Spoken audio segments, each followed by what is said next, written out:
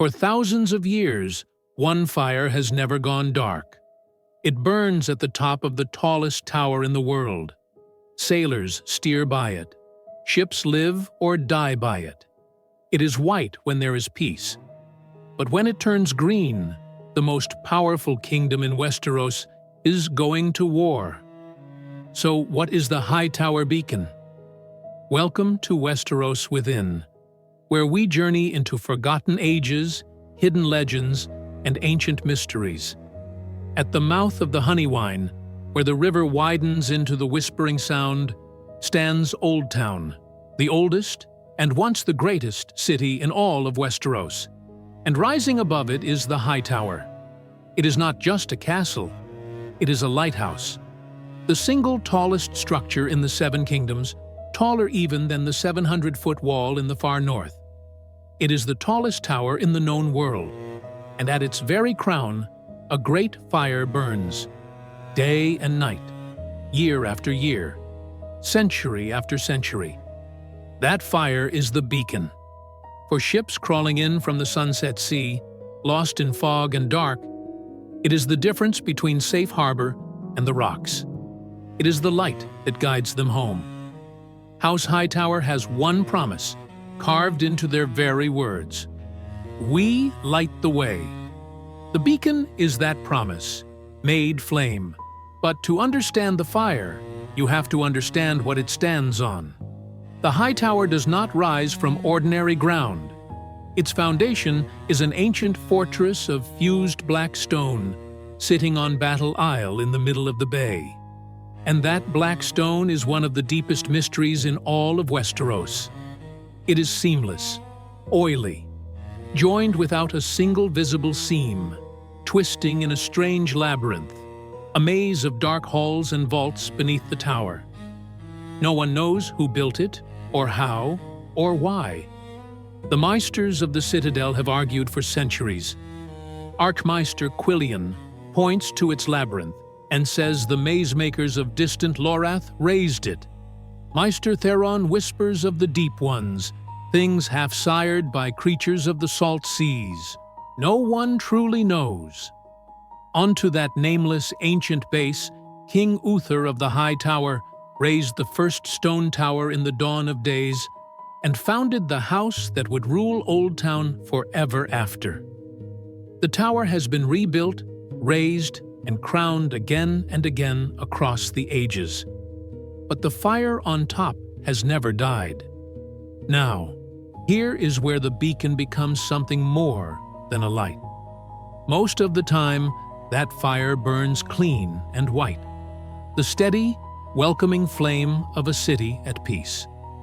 But the color of the beacon can change. And when the lords of the High Tower mean to call the banners of the Reach to war, the fire is said to blaze a deep, unnatural green. Note, the green war beacon is book canon. The world of ice and fire records that the color of the beacon's fire is changeable, and that green flame is used to summon House Hightower's banners. House of the Dragon dramatizes this detail, but it originates in the books, not the show. And think about what that signal means. The Reach is the richest, most fertile, most populous land in all of Westeros. When Oldtown lights the way to war, it can rouse one of the largest armies the continent has ever seen. One color, one fire, tens of thousands of swords. But the beacon's real power was never just its light, it was who stood beneath it. House Hightower sat at the crossroads of everything. Their city held the Starry Sept, the ancient heart of the faith. Their city held the Citadel, where every Meister in Westeros is forged, the keepers of knowledge for an entire continent. So when the Hightower beacon called, it did not just summon soldiers, it summoned faith and wealth and the wisdom of the realm all at once. During the Great Civil War we called the Dance of the Dragons, that strength was decisive. Lord Ormond Hightower marched out beneath that tower at the head of a green host, fighting for the Black's enemies. Otto Hightower, the hand of the king, was a son of that same tower. The fire on the Hightower lit the way for one of the most powerful war machines in the history of the Seven Kingdoms. And here is the strangest part of the Hightower beacon. It never ends. Castles fall, dragons die, dynasties burn to ash and are forgotten. But the fire at the top of the Hightower simply keeps burning, generation after generation, lighting ships home long after the men who lit it have turned to dust. By the time of the War of the Five Kings, thousands of years later, old Lord Leighton Hightower still ruled from its peak, and the beacon still burned, as it always had.